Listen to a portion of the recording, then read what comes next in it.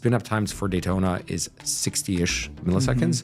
And that is about half the time it takes a human to blink. And to put that in perspective, that is including network latency. So your system will say, I need a sandbox. Here's the config, give it back. It was actually quite shocking because when he showed it to our third co-founder, he was like, dude, what the hell is this? This is like Code Anywhere 2020, 2016. So you started your company 12 years ahead. Our intuition was that not only coding agents will need sandboxes or runtimes or computers, but every single digitized knowledge worker will need effectively a computer. So we decided, like, if this is the future, all of these app layer companies or agent app layer companies will need this new primitive. When we're thinking about like the go-to-market strategy, you actually have to care about the person that you are quote unquote selling to. The one that we kept coming back to, there's others.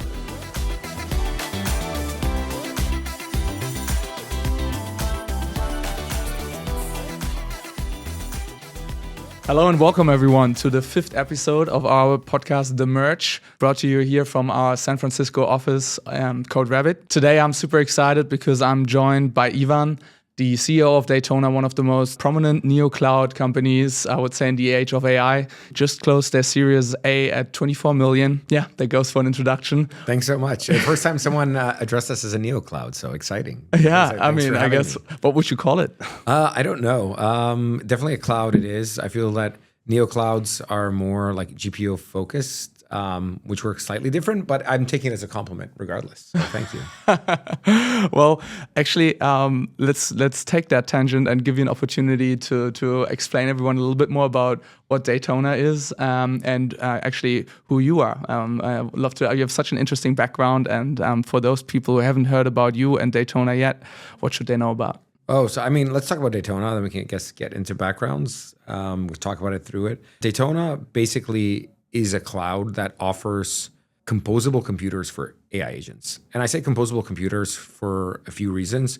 But first off, people call them, in general, the market calls them sandboxes. And when you log into Daytona, they say sandboxes. I just feel that what we truly do is much more than a quote unquote sandbox. It literally is a composable computer. And so what I mean by composable computer, for anyone listening that has, screwed together a PC in their entire life, like you have like the chassis, you have a, motherboard, you plug in a CPU, you add RAM, you add a hard disk, you might add an external GPU, depending on, are you playing video games or you're not? And then you install an operating system on that. So you install a Windows or a Linux. Let's say for the sake of argument, you can also install a Mac. You can't because of whatever, but let's say you can. And so if you do that, it takes about a few hours, to get that up and running. And in the world of AI agents need computers for everything. And I think it's finally becoming consensus when we've seen like the OpenClaw, craze, people buying MacBooks, not MacBooks, the Mac Minis and whatnot. People are finally understanding that agents need computers and they need it for much more things than that. But when an agent needs a computer, an agent will also need different types of computers for different use cases. And so in that vein, Daytona can offer the computer composed to specification for that use case. So for one use case, it can just be like one CPU, 1 gigabyte of RAM, Linux, you're done. For another one, it could be like, 4 CPUs, a bunch of RAM, and have a Windows on that to run a Windows. Like there's different combinations for different use cases. Like you have here, a MacBook, you might have like a whole large computer to do 3D rendering, right? And in that same vein, Daytona offers these computers, aka sandboxes, to agents, and we offer them really, really fast. Spin up times for Daytona is 60-ish milliseconds. And to put that in perspective, that is including network latency. So your system will say, I need a sandbox. Here's the config, give it back. The whole thing happens, the network latency to Daytona back and getting up and running. And that is about half the time it takes a human to blink. So just to put that in perspective. So that's what we do at Daytona. Wow. Yeah. Very impactful work. I was just, as I was telling you earlier, playing around with it last night, and I was impressed, of all the possibilities that you can have. Last night, I was building this app that basically helps put interactive simulations out, and I thought, like, how cool would it be to have like an interactive simulation created where you can have the students code something and then run the code very quickly to try out if it works or not. And I used Daytona to spin up a quick sandbox in order to have that, interface take place. And I was just impressed by how fast it works and how seamless the experience is. Yeah. going a little bit in the timeline here, before you did Daytona, I think there's a history primitive here. You've spent a lot of time in cloud. You've been, I think, one of the pioneers when it comes to like what cloud development workflows can look like. So can you take us a little bit through where you started? Yeah. So the founding team of Daytona has been together 15-ish years, probably a bit longer than that. And we're all infra people. So we come from a different like viewpoint of in this space. And so we basically started, first off, we had the services business of basically stacking server rooms. So like way back in the early 2000s. And I know that sounds like a long time for a lot of people. So this is like 25 years ago then. Jesus. I'm sorry. I don't know if I'm allowed to say that, but like it's been a minute. It's been a minute, 20-ish years ago. So we were actually, stacking servers, plugging in, HP, IBM servers, doing virtualization like VMware, hypervisor, Hyper-V and whatnot, Cisco routers and switches. Like we were doing the sort of OG-ish thing. And that's how we started. After doing that for a few years, we ended up deciding to sell that services business. And the reason why is my co-founder of Daytona was a co-founder also of Code Anywhere working with me. He came up with the idea of Code Anywhere. Code Anywhere, for those that do not know, is probably the very first browser-based IDE or code editor in the world. So we publicly launched it, I think it was end of 2008, 2009. So it was like a very, very, very long time ago. And it was ahead of its time. There was some success to that. A few million people had signed up on that. We'd raised a bit of money at some point in time. We ended up paying back our investors. It was early. But the things that we did learn is if you think about what are the pieces of a browser-based IDE, you have the IDE in a browser. At that point in time, there was no VS Code. So we had to build it ourselves. So you build the whole, text editor coding experience yourself. Not trivial. Then to be able to run, clone a repository or run this code, you actually have to have sandboxes or dev environments or dev boxes. I think we called them dev boxes back then, whatever the name was. There was no Docker, or Docker was at the beginning. So you have to figure out the isolation layer for that. And the hardest part is there's also no Kubernetes. So you had to have the orchestration you had to create yourself. So we had basically made most of this stuff ourselves. And even though that was early, that knowledge of how to build that is what we applied to in Daytona when we had built it.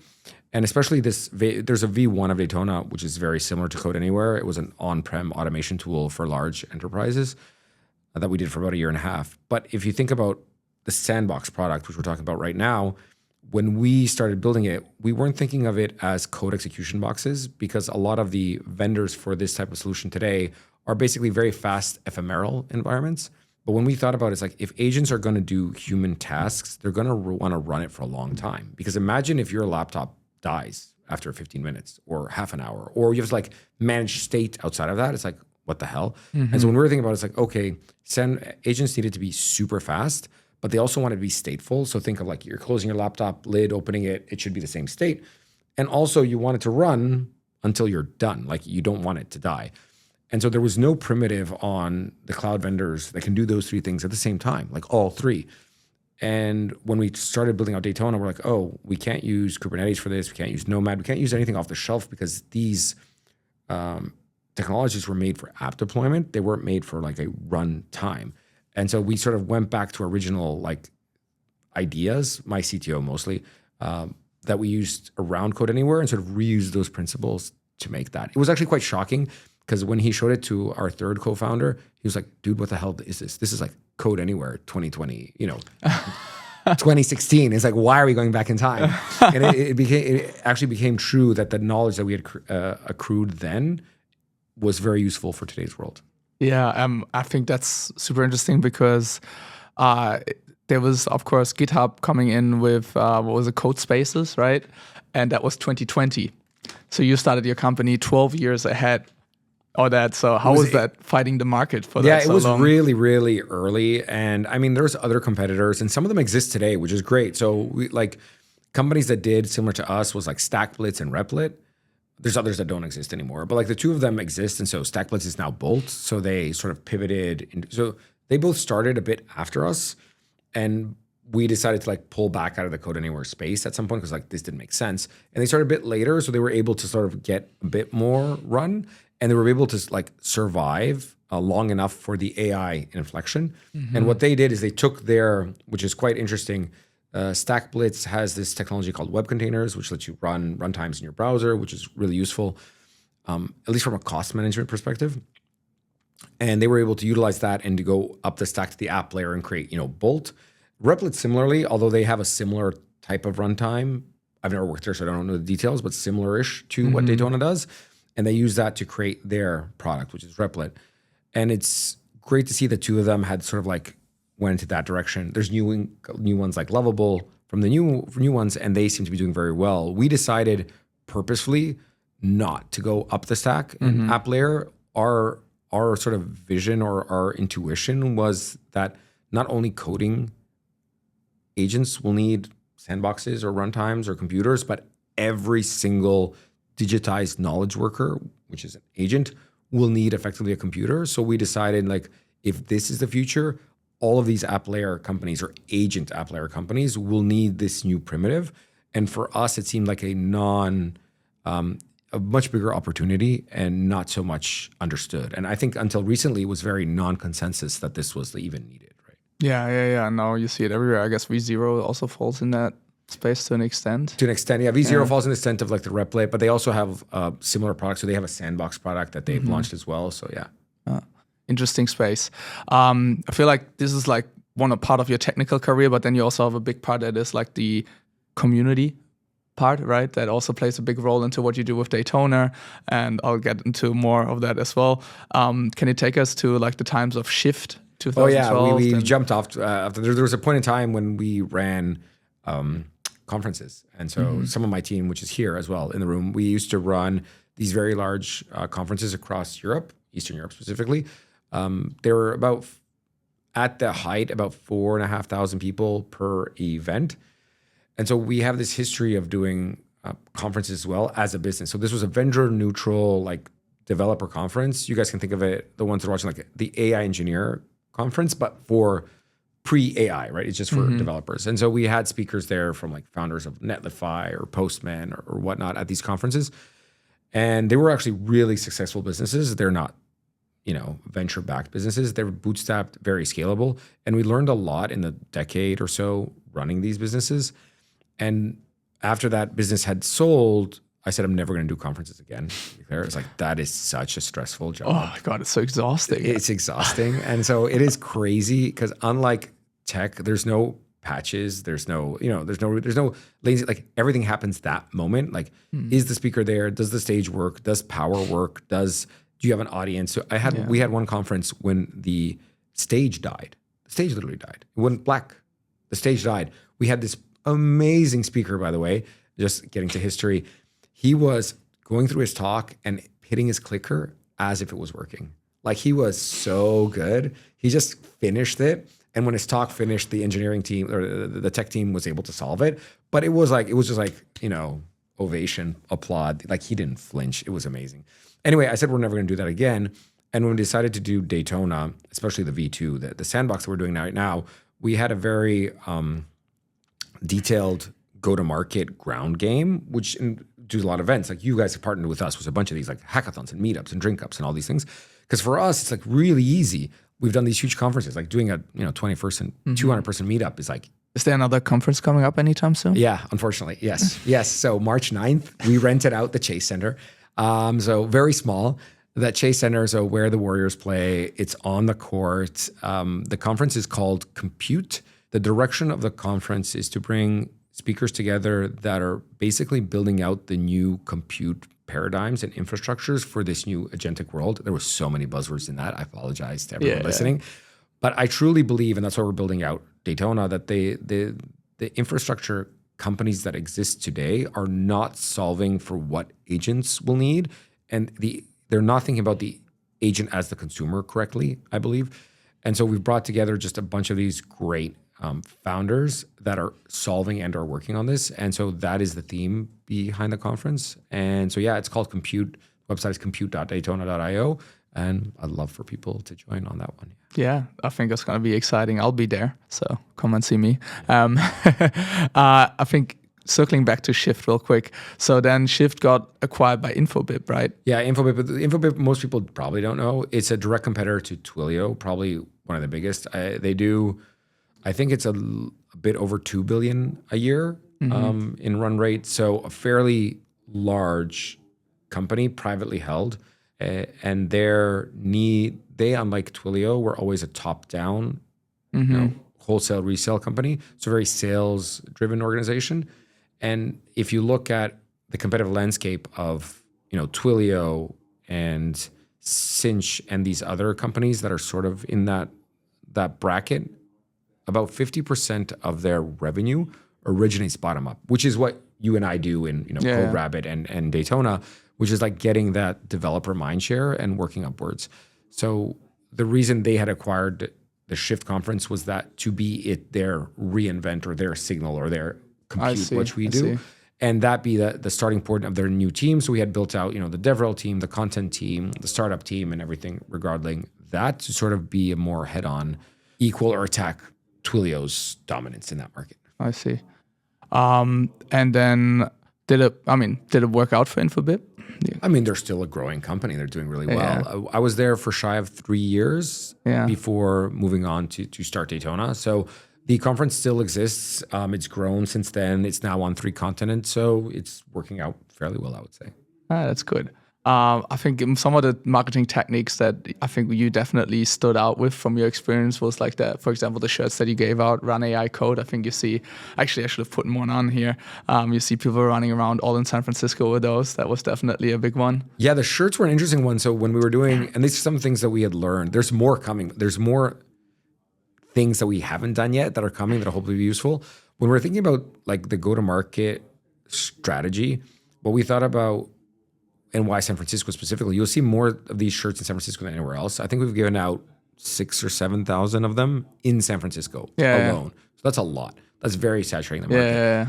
And the thing with swag, which is quite interesting, and this is how we think about a lot of things, I tweeted about this earlier today, is that you actually have to care about the person that you are quote unquote selling to. So when you think of swag, we did a bunch of research before and like what is the most interesting piece of swag that people actually like, tech swag? The one that we kept coming back to, there's others, but the one we kept coming back to was New Relic's shirt, which was Data Nerd. So it said Data Nerd on the front, right? And the reason why that one, you can still find it on eBay and people are selling it like for like $50 or $100, right? So it's not like thrown in the trash can. People are actually selling it. They want it. The reason they wanted it is because that shirt was about the wearer of the shirt. It was not about New Relic. It is about the person wearing it saying, I am that data nerd. Like I am proud to be that thing, right? And that's why it was like super successful. And so when we were thinking about our sort of slogan and what we wanted to do, when you think about what Daytona did originally, or sort of for the sandbox, the first was like run AI generated code securely at scale is sort of like a longer definition. We do more than that, but at that point in time. And so we numbed it down to just like run AI code. And the reason it worked really well is that people interpret it in different ways. Like people that train models, like run AI code. People that execute run AI code. People that, use Cursor run AI code. And then everyone felt that they were very close to that message. And it didn't say Daytona. It said it on the back somewhere, but it was like run AI code. We got so much positive messages from people. Like people got jobs because of it. There's someone put in our Slack, I was wearing it on the BART and got interviewed by a CEO and got a job because no way.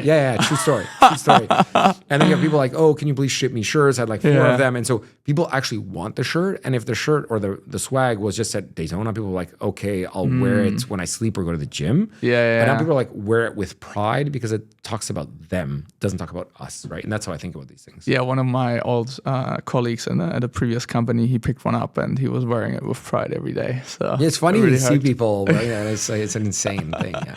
Yeah, here in Silicon Valley, that works very well.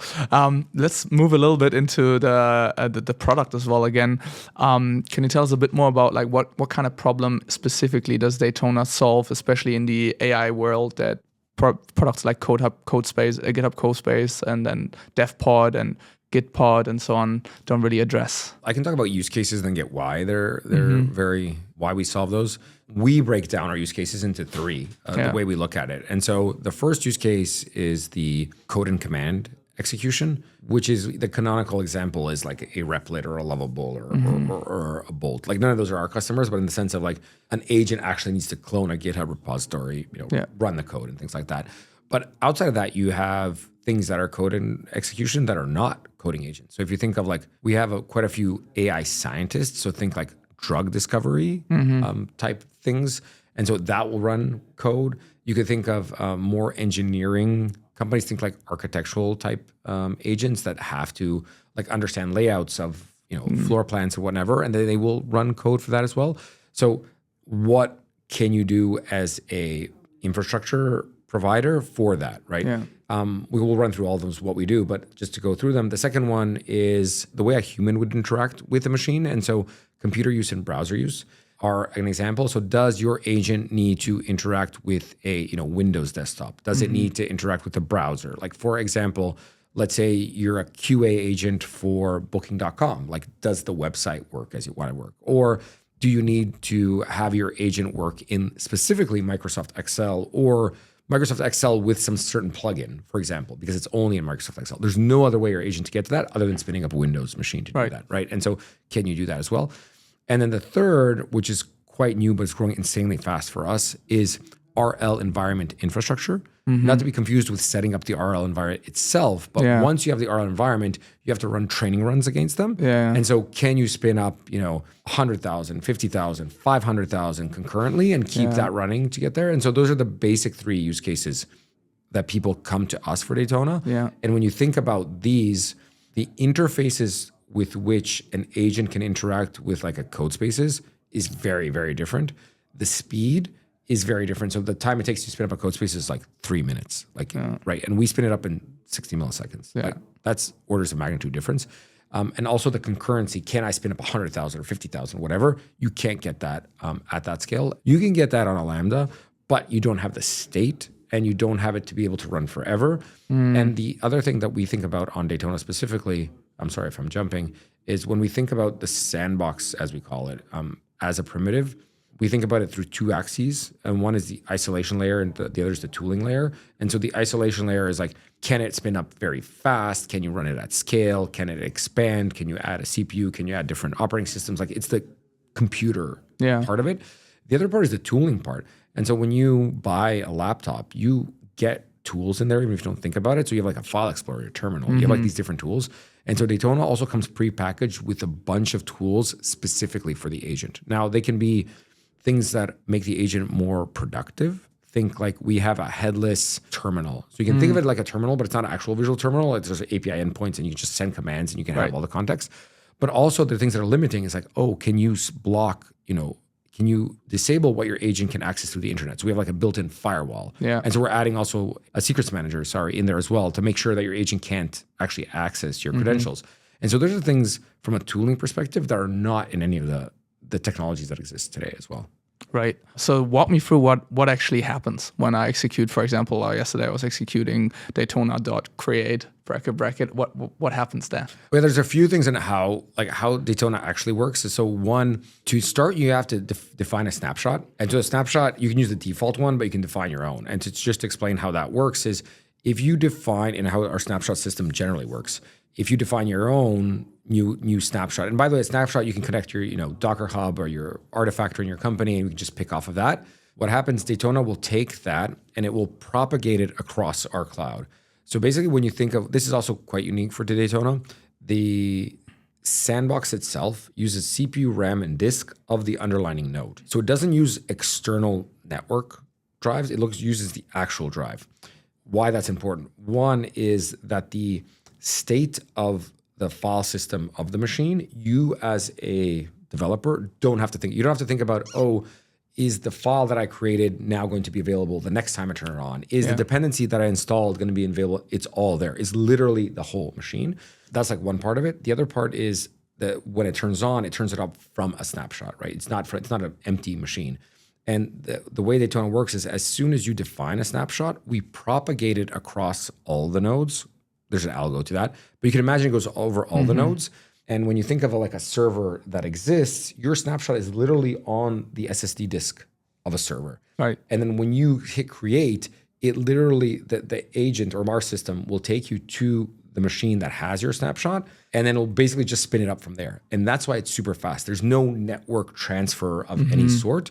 And to be able to do that is also very complicated because you can't have everyone's snapshot on every server. That's not possible. So then we have like this algorithm that figures out which ones are used more, which ones are used less. We also have like a diff layering of these snapshots as well to compress them. There's a bunch of things that are actually done in the background so that when you say Daytona create, it's up in 60 milliseconds, right? So there's a lot of things happening in the background there. I can only imagine.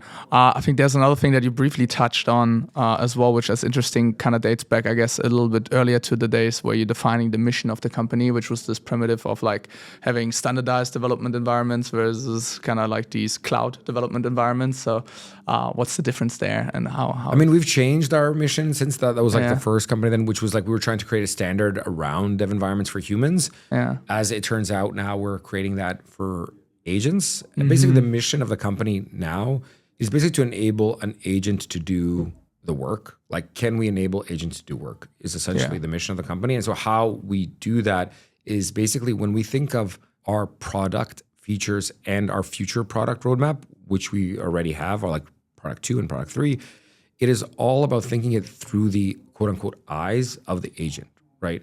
What does an agent need to get its task done? And I think that's quite different from most vendors where most people are still thinking about, I am a human and I need this to get done versus when I tell an agent what to do, how does it go off and do that? And can we, as Daytona, make that easier for an agent? So our mission is to make the agent's lives easier, essentially. I guess, I feel like that's almost everyone's mission now who works in software. Well, so the thing is that what you're trying to do, the most people's build in software is to create an agent that makes the human's life easier. Right. That's what most software does. The distinction is we don't care about that. I mean, someone else cares about that. Yeah. We care about when you tell your agent what to do, you want that the result to be really good. But what I want to make sure is that when the agent goes off to do its task, that their life is better. So I don't care. Well, we don't care. This seems like a very bad soundbite. Don't pull this out. But what we think about is once you've given the agent the prompt, can we make it easier, faster, and cheaper instead in the sense of tokens for your agent to get the successful result? Yeah, and more secure as well. Oh, secure, absolutely. Yes. Yeah, I think that's the other big primitive. Let's talk a little bit more about the new architecture that you just launched. I think the Daytona V2 introduced this job-based runner architecture that we talked about. Why was that such a pivotal change, and what does that unlock for you? I mean, there's a few things that we've unlocked in the way that we worked. And I think we touched a bit about it in the way we distribute these things across. Our runners are basically, you can think of them as bare metal machines. We call them runners. You can plug in, with Daytona, you can now plug in your own runners as well. To be very clear, also Daytona has like 5 ways to consume it. Like there's our cloud, multi-tenant cloud, there's a single tenant cloud. You can bring your own runners. You can run it on-prem, you can run it on cloud. So there are a bunch of ways to do that as well. But another thing to touch on, which I believe is there, is also like the declarative builder, which I file under tools for agents. And so when you think about the snapshot or the default image that you use to create a sandbox, you basically define it as a human before time. And that's great. But what happens if your agent now says, okay, I now want to install, I'm missing this package. It's fine. Post create, the agent can just like install the package. That's fine, or 2 packages. But if it has to do it for every single next run, and imagine it has to do like 100,000 runs, that's going to be kind of a pain in the ass. Like it just time doesn't make sense. Like even, or if it's more, like it's going to spin up the sandbox in 60 milliseconds, then it's going to wait to install it every time. That makes no sense. Or it's going to have to like wait for a human to come back and like create a new Docker image and upload it and whatnot. And so what we have is this thing, which is declarative builder. You can think of it like a CI runner, basically, where the agent can define declaratively, I need take this old image and add these dependencies, add these envars, add these, things here. The system will build that on the fly, deploy the sandboxes across the nodes, and the agent can instantaneously spin them up again. And so that's been very, very, very useful, especially for people doing things such as RL.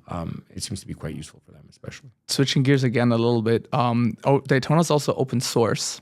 So I think that's especially here at CodeRabbit, we take open source very serious, and we always find it so great to see other companies who are supporting open source, either by making their software open source or helping the community.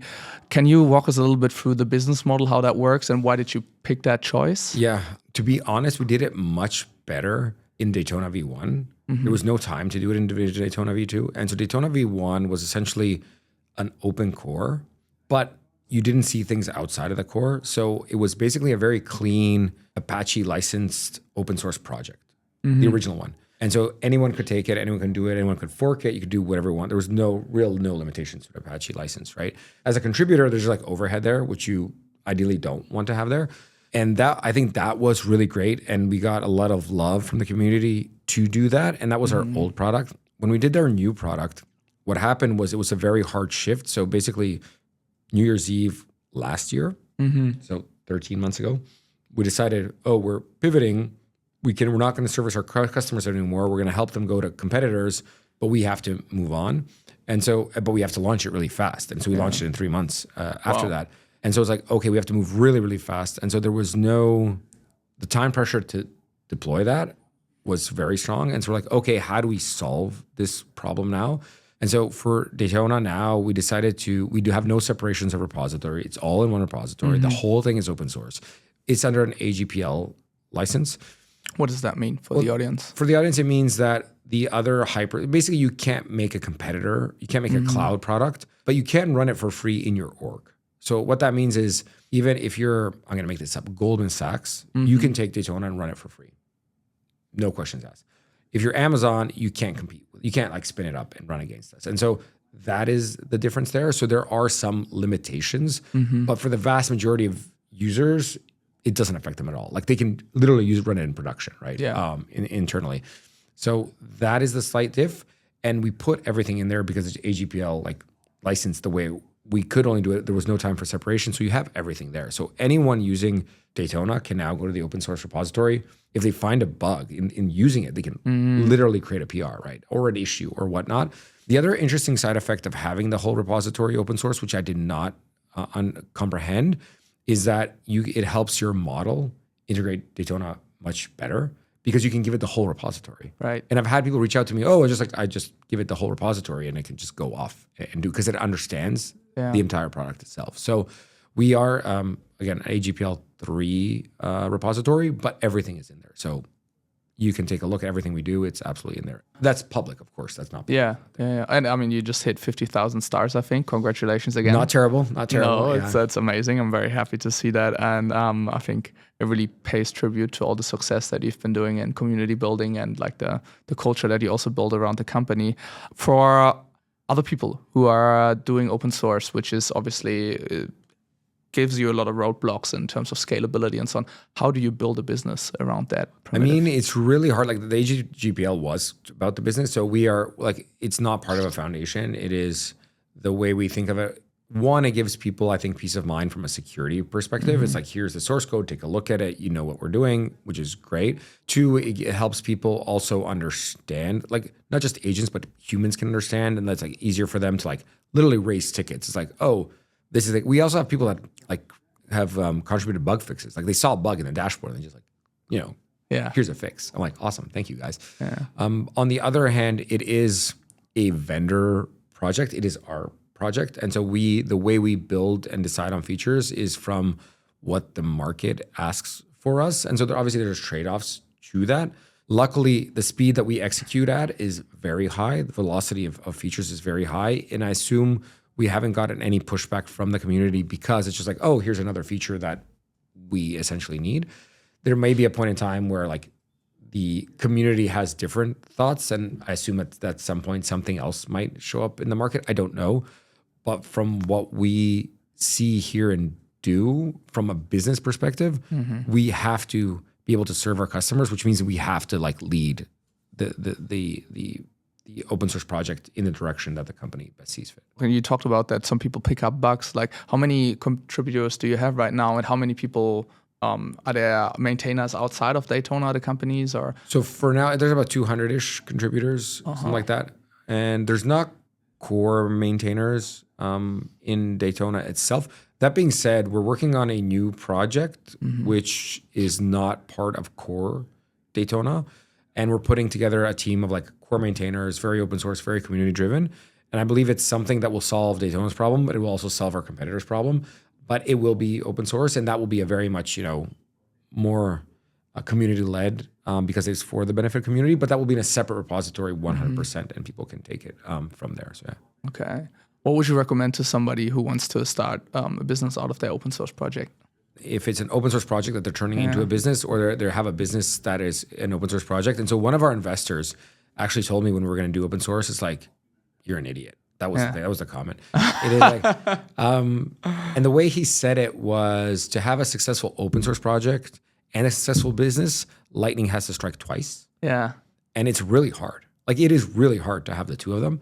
And so we're lucky that the AI wave is happening. And so just everything is interesting to everyone. So the open source project as is interesting, and the product is as is interesting. Not to downplay the community, not to downplay the product itself, but you're riding this wave, which is making it just easier directionally to do these things. And so to do an open source project, what we've seen successfully is one, and do it successfully as a business is a complete other. And the thing that I think that a lot of founders, especially when I spend a lot of time, because to be honest, we didn't know a lot about open source, or in the sense that we consumed open source and like, oh, this license I can use, this I can't, but we weren't part of the community building open source projects. So I spent a lot of time just meeting founders in the open source community and hanging out and reading and talking to lawyers and trying to figure this stuff out.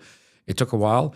And what I understood is that most people actually don't understand. Like, the vast majority of people don't understand what they are signing off to and what they can or cannot do with that. And just knowing that will teach you a lot of how to decide how to build a business. And I'm not trying to be ambiguous about the answer. It's like, I truly feel the more founders I've talked to, the more actually don't understand. And they're like, oh, I picked this license because everyone is out. I'm like, how are you gonna make money? Oh, I'm gonna make a hosted version of this. Okay, yeah, maybe. Yeah, maybe, right? It depends on the product, the customer, the scope, the whatever. And so you have to think about those things really well. On just being a successful, I'll take a step back. Just being on a successful open source project, there's like a few baseline things. Make sure your repository just has, like, the baseline, a good README, a contributors file, the licensing file, and all those things. You really take your time to do that, and that will go a long way for that. That's obviously just to start. The second thing is the community. You should definitely be part of the community that you're building upon, because there's like a bunch of there's most of the projects on GitHub, they have sub 100 stars. Like, there's not that many. Like, they can be their own thing. Let's just take it a proxy for some sort of success. Like, you really want to be part of that community solving that problem and active. And then when you show your solution, it will either get picked up or not picked up. If it's picked up, you're in a right direction, keep going. If it's not, then probably not. So, and then basically after that, you have to have like great guardrails into what you will accept, what you will not accept, what are the steps to contribute to this thing and what we do. And so there's a lot in that on its own to run. And then the second part of that is like, okay, that is great. I want to sell this now to XYZ. Is it like a cloud, sign up with your credit card, or is it like an enterprise on-prem deployment? Are you selling services? Are you selling, like, there's a bunch of things to think about there, and there's no one easy soundbite for me to say how to solve this, but a lot of things to think about. I think there was already some good bits in there. So one of them was, know your community and be part of it. Take good care of your license, and truly think about the business model. I think that's two takeaways here. I mean, a lot of people don't want to think about money and business model, and that's fair. But like, in the end of the day, even if you're just going to be a project that works like off services, like, you have to eat. Like, you literally have to eat. And if you can't eat, you can't support the project itself. So you want to think of that to some extent so that that project can survive, if nothing else, right? Yeah. Great. Well, thank you so much for sharing a lot of the insights. I like to always close off the podcast with a couple of rapid fire questions. So let's start with one. What's one open source myth that you would like to kill? One open source myth that I would like to kill. Wow, this rapid fire one. Yeah. Not all open source is actually open source, and people should be very wary about that. Just having your code out there is not actually open source, and the community will not like that if you call yourself open source. So it might not be a myth, but it's something that people don't. The average person in the space, I don't think, internalizes quite well. Okay, so what is then the difference between having my repo open and truly being open source? So like, you can have your repo have proprietary code and be completely open, and you get a lot of benefits for that. So you can like from the security perspective, from like your agent having context, from getting PRs, all that's there, but it's not open source. It is like it's source available or whatever the word is, but it's not actually open source. And so if you want a community, you definitely want it to be like, I think AGPL is even like pushing it a bit. So you want it to be MIT or Apache if you truly want to have like an actual wholesome community around that. Okay, I see. Switching gears again, what's your favorite programming language? Favorite programming language? I mean, I suck at most of them. So I'll just pick TypeScript. I'll just stick with TypeScript. TypeScript, okay. I'll just skip TypeScript, yeah. Favorite coding IDE? Oh, so like I actually don't use them at all anymore, at all. So it is all Cloud Code, everything. It's just like almost everything Cloud Code. I'll like look at it. I was like, oh yeah, let me see. That's it. So like not all, cursor is still there, but not turned it on anymore. Fun fact, a colleague was using VS Code the other day, and like that felt so. I'm like, what is this? What are you doing? What are you doing? Yeah, what are you doing? That's great. Actually, now you remind me, I wanted to ask you. So we talked about this earlier. You famously mentioned at some point that IDEs are a little bit of a bottleneck. Sorry, CLIs. Yeah. Can you explain that? So, I mean, I was thinking the thing that we do at Daytona really, really well, and what we think about is like we have a lot of tools headless. So there's like API endpoints for the agent. So even if you think of like the way, like we have obviously for file system operations, you have for Git, you have LSP, you have all these things, but like say terminal is used quite a bit. And so it's essentially what you have like an API endpoint to like open a terminal. Yeah. And then you fire off commands through our SDK or API, and it has context. It is essentially like having an open terminal window, and you can open up multiple of these. And so the agent doesn't have to think about anything around the actual tools and or terminal. It's just like an API endpoint. So it uses much less context, much less need for the agent. And it can just like fire off and do the tasks without thinking about the tasks that it's doing. And so CLI tools are great. And like Claude Code, you have them running in Daytona and all these things. But what I feel from a token consumption, speed of execution is the more things you can remove for the agent to work on or think of, the higher the success rate there is. That's right. I mean, I had, interestingly enough, last week, the creator of FastMCP, one of the very popular open source frameworks for agents to use tools in there. What's your opinion then on the MCP protocol? Because that really just adds an extra layer to the API. It does add an extra layer. And then I don't know if you saw the article that the team at Cloudflare created, which essentially says, spin up another sandbox to use, which is, it works. But did you Good see for the your article? business. Did you see the article? So basically the article says, and the example there is, so MCP uses up a lot of context, right? And so let's take an example of an MCP for Slack, and you can say, search, for you, or search for the DevRel team in CodeRabbit, and it will actually like go search all the people in Slack, right? And then it'll fill up the context with the entire list of people to get to your name, right? And so it fills up the context really fast. And so the way I think it's called CodeMCP. I think the article, I have to check, I forgot. And so it's basically, spin up a sandbox, then run code against the MCP to get your name from it so that whole list doesn't fill up the context window. Works better, great for our business. But if you think about it, it is an API that's wrapped in MCP that then has a sandbox on top of it. So it's like, I feel that there's a lot of layers there that probably overhead. A lot of overhead that shouldn't be there. So I think there's work to be done still on the protocol. Yeah. Next fire question. I'm getting out of hand here. What do you think is one of the most overhyped dev tools right now? Overhyped dev tools? OpenClaw for sure. Yeah. I think that's super. I think they're great. Don't get me wrong. I don't think it's not bad at all. Not at all. I mean, you can spin it up on you even got this little quick start guide. Yeah, you can set it up. So I just think that I think the thing in the market right now is that if something is great, it gets like super hyped out. And so I think I don't think that they don't deserve or he doesn't deserve the hype very much. If you're watching this, great work. Awesome. Yeah. I just think that the way the market works right now is like if something's great, then everyone gears toward it. And then tomorrow something else happens and just like they move on. And so I just think the level of hype right now is just like it's way more than I think it deserves. Not that it doesn't deserve hype. Yeah. No, great answer. Next one, Mac, Linux, or Windows? I'm just a Mac guy. I'm such a simple. I spent a lot of my life like servicing, debugging Windows and knew everything about it. Like on my Mac, I know nothing. It just works. I love it. We talked about this already. I like this question. Favorite license, MIT, Apache, or? So MIT is super, you can do whatever you want. I feel that Apache is probably the best in between that. And so like if you're doing anything, it's very, permissive. Everyone can do everything, but it does give you recognition that you built it. And I think that's the one I would always sort of choose and go for. Yeah. Okay. Well, we'll end on that note. Thank you so much for taking the time, Ivan. It's been great to have you on the show.